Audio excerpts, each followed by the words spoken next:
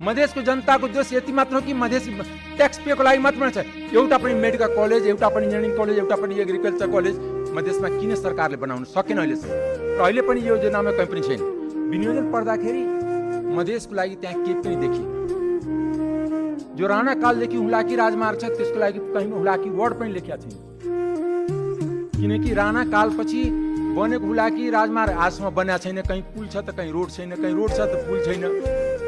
र त्यसपछि दुईटा राजमार्ग बन्यो मधेसलाई काउन्टर गर्नलाई, मध्य पारी राजमार्ग र मध्य राजमार्ग, र त्यो फास्ट ट्र्याकले काम गर्यो।